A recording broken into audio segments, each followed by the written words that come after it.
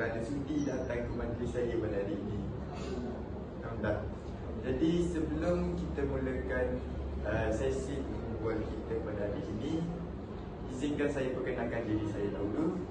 Saya Afiq Haizat bin Kamarul Zaman dan lebih dikenali sebagai Boja di kalangan rakan-rakan saya. Jadi sila perkenalkan diri Tuan dahulu sebelum kita mulakan. Terima kasih, saudara Boja. Saya Awak Aris panggil Aris. Terima kasih. Nama saya Afiq Salam, boleh panggil Afiq. Saya Alisha Tiffany Jaringan, boleh panggil saya Alia. Nama saya Farah Lanisha, Rawang Sumatera. Okey, pada hari ini kita akan membincangkan tentang perbandingan di antara literasi membaca dan literasi menulis. Apa yang saya tahu, definisi bagi literasi membaca ni adalah proses menterjemahkan bentuk penulisan kepada bacaan atau mendapatkan makna daripada bahan bertulis itu, dan juga kemampuan untuk memahami dan menggunakan bentuk-bentuk bahasa bertulis. Pada pendapat Haris, Encik Haris, adakah hal itu benar tentang definisi literasi membaca?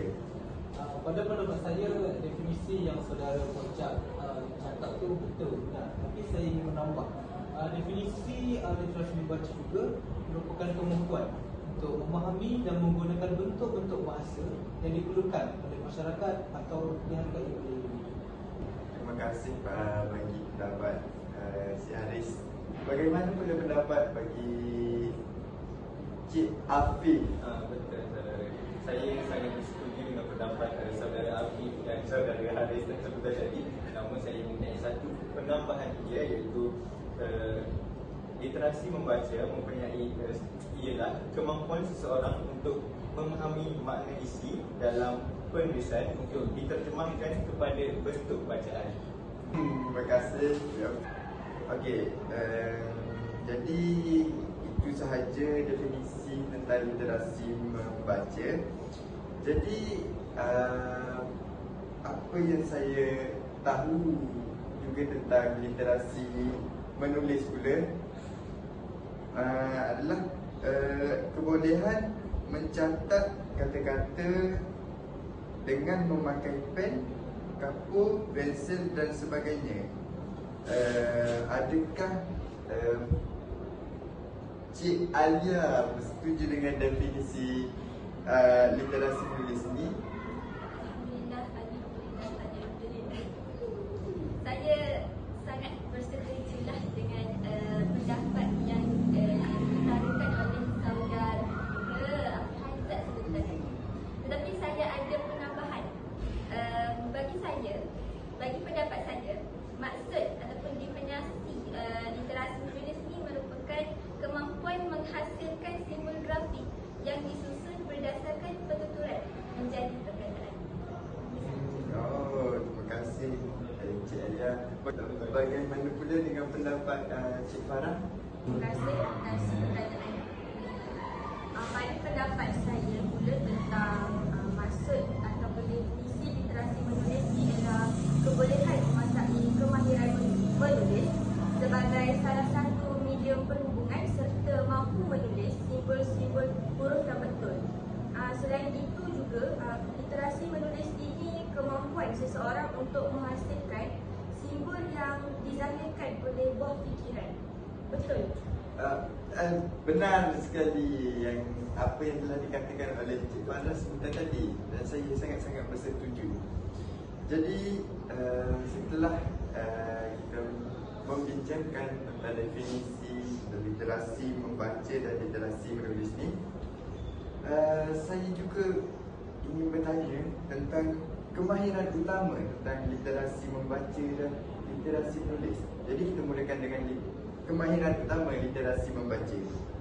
Apa yang saya tahu sedikit tentang kemahiran utama literasi literasi membaca ni adalah pengencaman teks yang memfokuskan mengenal huruf, suatu kata, perkataan dan ayat. Contoh situasi yang dapat saya berikan di sini adalah murid tahun 1 mengenal perkataan ibu bapa sekolah. Jadi, adakah Cik Aris bersetuju dengan apa yang telah saya terangkan sebentar tadi? Betul, saya sangat setuju dengan saudara Poncat.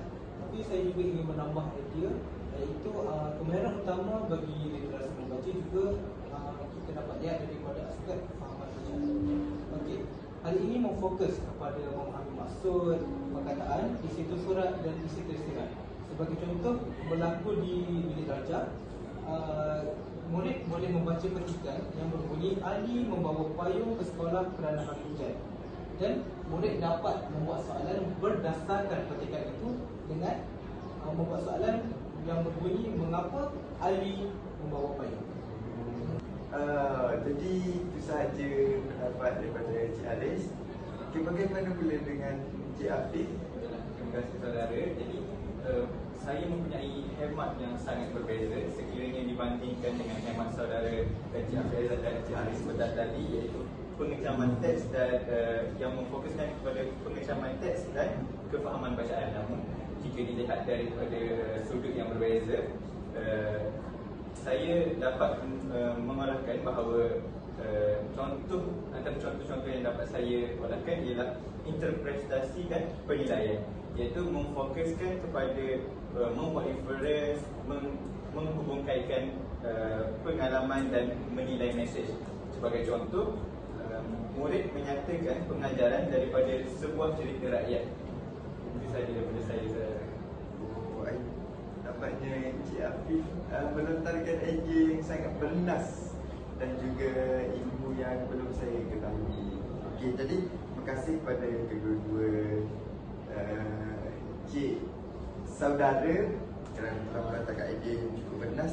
Dan kita beralih kepada kemahiran utama bagi literasi menulis. Adakah terdapat idea yang berada di fikiran Cik Alia tentang kemahiran utama literasi menulis? Terima kasih saudara.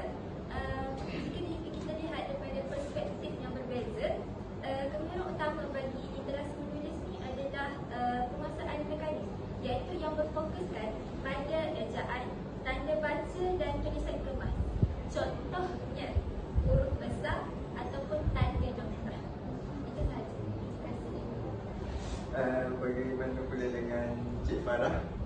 Saya ingin menambahlah sedikit bagi literasi menulis. Kemahiran utamanya ialah penyampaian idea, penyampaian idea. Penyampaian idea ni dia berfokuskan kepada ekspresi, pengalaman dan watak peristiwa. Sebagai contoh, murid menulis karangan penulisan tentang pengalaman mereka sewaktu cuti sekolah. Jadi terima kasih kepada kedua saudari kerana telah melontarkan idea yang belum pernah saya dengar. Jadi kita mulakan dengan contoh aktiviti literasi membaca. Jadi antara salah satu aktiviti yang saya ketahui tentang literasi membaca ni adalah antara aktiviti contoh aktiviti literasi membaca adalah pengencaman teks. Sebagai contoh, guru boleh melakukan antara contoh aktiviti pengencaman teks yang guru boleh lakukan adalah murid 7 tahun dapat mengenal abjad dengan menyanyi beramai-ramai di dalam kelas. Adakah Cik Afif bersetuju dengan pendapat saya? Tentu saudara, saya sangat bersetuju dengan pendapat saudara, iaitu murid dapat menyanyi beramai-ramai di dalam kelas untuk mengenal abjad. Sebagai contoh A, B, C, D, E, F, G ada dekat saudara. Baik.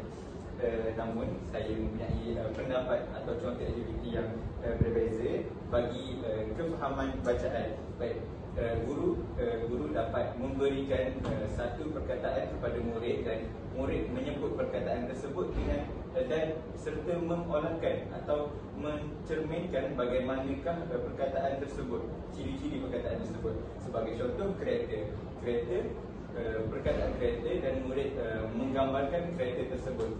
Sebagai contoh, kereta mempunyai 4 tayar, mempunyai 4 pintu. Itu saudara. Itu saja daripada saya. Terima kasih. Bagaimana pula dengan Cik Haris? Terima kasih. Pada pendapat saya juga, contoh aktiviti bagi literasi membaca ialah interpretasi dan penilaian. Sebagai contoh, murid boleh merumuskan teks yang telah dibaca. Sebagai contoh, teks tentang amalan kita semula, punca-punca berlakunya pemanasan global dan sebagainya. Terima kasih Cik Haris dan juga Cik Afiq. Kita bergerak kepada contoh aktiviti bagi literasi menulis pula.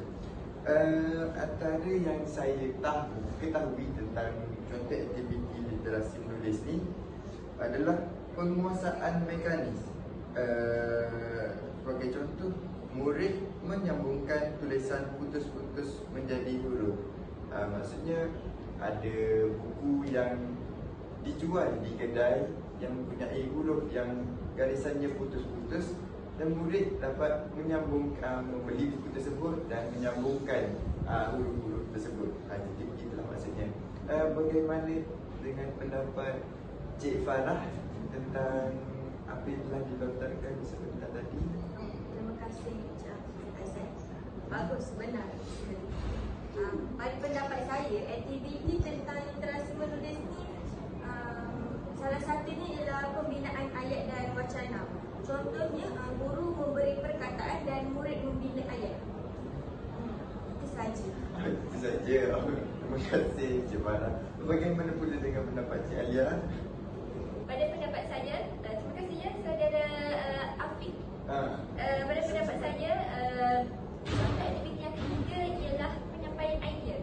Jadi sebagai contohnya, guru memberikan tajuk dan murid menyatakan serta menyampaikan idea masing-masing. Kalau dalam bilik darjah, guru biasanya memberi tajuk-tajuk tertentu dan murid akan bina karangan ataupun lontarkan idea mereka ke dalam karangan tersebut. Jadi terima kasih kepada saudari-saudari yang cantik sekali pada hari ini.